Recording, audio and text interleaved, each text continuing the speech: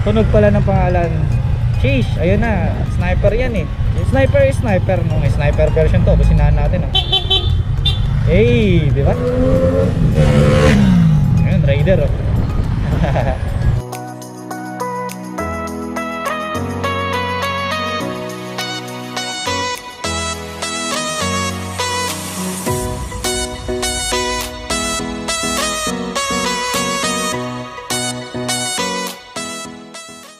What's up mga amigo?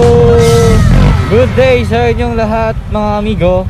Kamusta kayo? Kamusta yung araw nyo? So ngayong araw mga amigo, ating pag-uusapan yung about sa topic na bakit Sniper 155? Bakit hindi Raider?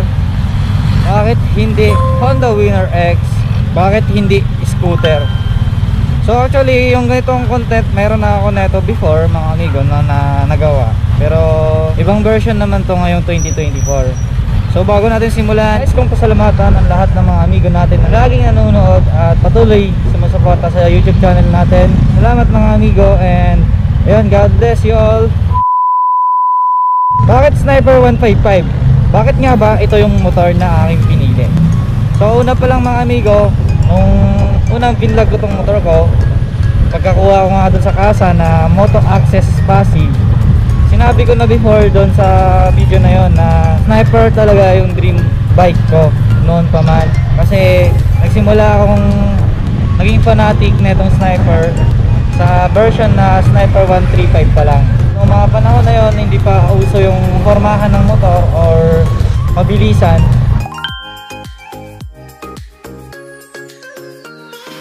Unlike ngayon no, na may brand war na talaga, parang hindi na naaalis yon sa toxic mindset ng mga Pilipino. Isa sa dahilan mga amigo no, bakit Sniper? Kasi nga ito yung dream bike ko. Doon nagsimula lahat eh. Kaya ito yung pinili ko kaysa sa Raider and Honda Winner X and Honda Supra GTR. So big shoutout din pala kay Uncle Noel. Yun, thank you so much Uncle Noel. Ano na yun kung bakit.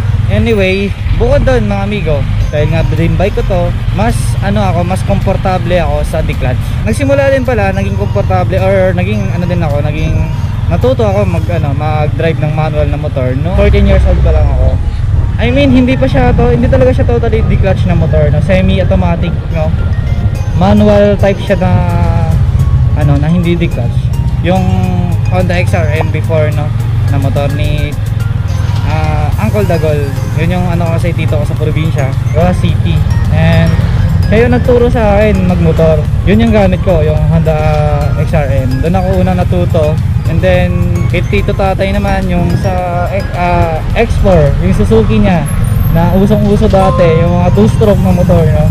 Yun yung mga declutch na motor dati na uso no. Yung again wala nang tuti, solid na Then nagkaroon din naman ako ng automatic na motor, yung scooter na Mius 40. Yung mga panahong solid at sikat yung Mius 40 no. Nung nasa college pa lang ako. Grabe, napakalakas sa gas noon. Ramdam ko talaga yung lakas ng gas noon. Compare nga dito sa Sniper 155 na mas mas matipid pa to eh. Kasi yung scooter na yun na Mius 40 ay carburetor pa yon. Carb type siya mga amigo. Kaya ganun kalakas kumain ng or lumaklak ng gas. So anyway, back to the topic mga amigo. Bukod dun no, sa mga sinabi ko, Sniper dahil sa looks niya rin, sa appearance niya. Siyempre hindi naman natin may tatanggi no. Sa unang tingin pa lang naman natin from Sniper 135 pa na era, looks talaga yung yung pinakamaganda dito sa Sniper. Kahit anong version, looks talaga yung nagdala dito. Tsaka yun na yung isa sa naging preference ng bawat mga motorcycle enthusiasts ngayon no. Yung looks talaga, yung tinitignan nila bago yung yung quality, yung ganun. Ayun, parang isa din ako sa naging membro na hindi natin may tatanggi talaga na looks yung habol din natin sa motor. Passion parang ganun wala na tayo dun sa pabilisan, masarap papormahan na tayo ng motor parang ganun. Siguro yung mga nagpapabilisan dyan, yung mga yung mga ayaw maunahan, ayaw malamangan, yun na yun. Tsaka nowadays, kung sino pa nga yung mga 125cc na motor, pa yung yung mga feeling nagmamabilis, alam mo yun, parang yung yabang na sa kanila, Kung sino pa yung, hindi ko siya inaano hindi nila lahat ng amigo. Hindi lang nakalagay sa thumbnail natin na no to brand war pero belt talk lang, di ba? Papansin ko ngayon yung mga 125cc na motor, yun pa yung mga pasawa, yun pa yung mga hindi naman nila lahat, hindi naman talaga dapat kinokonsente yung ganun. Talaga tinotolerate kung sino pa yung mga mababay cc, yun pa yung parang mabilis magpatakbo. Kumbaga, di ko alam kung bakit ganun yung mindset ng iba. And hindi pasok sa akin, para sa akin hindi pasok yung ganung mindset sa passion no? Yung passion kasi para sa akin, di baling mabagal yung motor. Kasi andun yung yung creativity mo sa pagforma ng motor, ganun. Yung originality mo. At isa sa mga purpose ko din mga amigo kung bakit Sniper 155, mas maganda siya sa long ride. Kasi radiator na nga siya, fuel injected na rin, matipid, which is matipid nga sa gas. And manual siya. Pag sinabi natin kasi manual, automatic, matipid talaga sa gas. And yun yung isa sa habol ko, yung gas consumption niya less din sa maintenance. Yun, like yung mga panggilid na meron sa sa scooter, yung dito sa manual lang, chain and sprocket na set lang na merong 2,500 pababa na presyo, tatakbo na yung motor mo ng malayuan, di ba?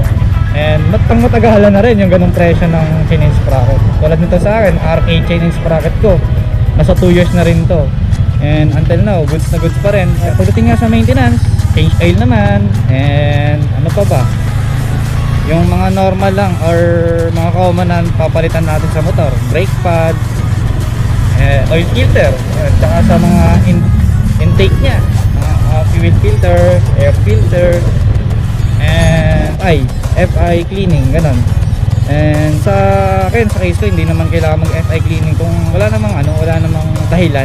45 to 50,000 na odometer, yun yung proper ng pagpa FI cleaning. Sa akin, all goods pa rin to mga amigo, no? Kahit magti 3 years na itong motor ko, wala pa rin akong naramdaman na kahit anong senyales para ipa-FI cleaning siya. Kaya nga, prevention is better than cure. Kaya yan, sa mga susunod, ipa-FI cleaning ko na to. Mostly siguro, parts tayo na nasira or luma na, no? May meron tayong mapagkukuhanan na maraming store or kahit saan kahit saang market ng motorcycle meron sa Sniper, sa Yamaha meron, kahit mga aftermarket accessories and parts.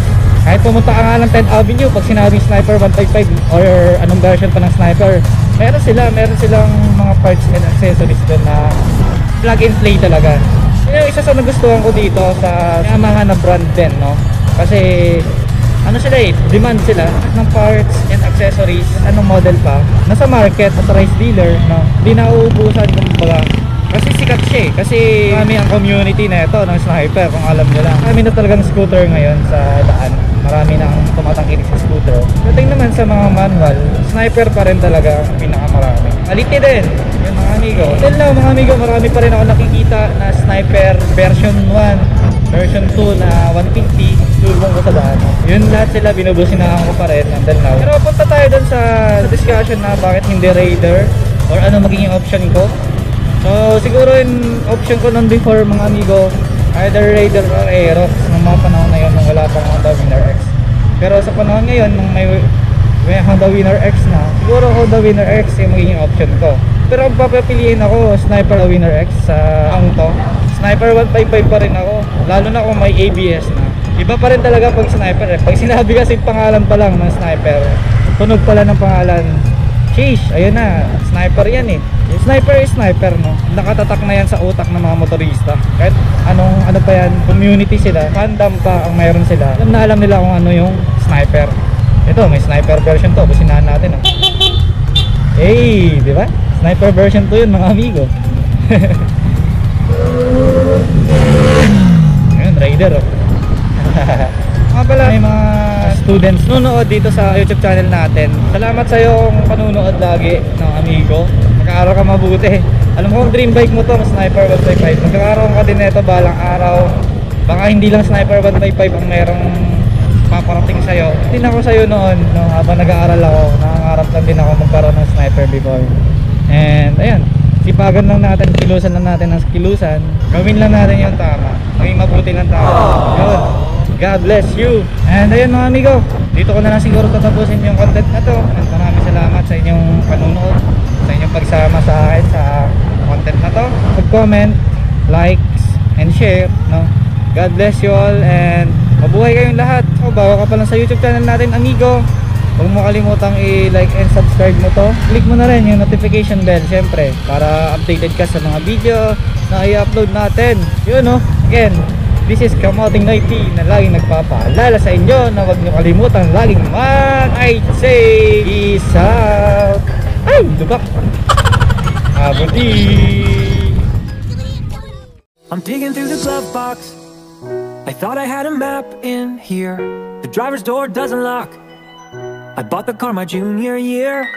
There's candy in my backpack, and you can pick our soundtrack.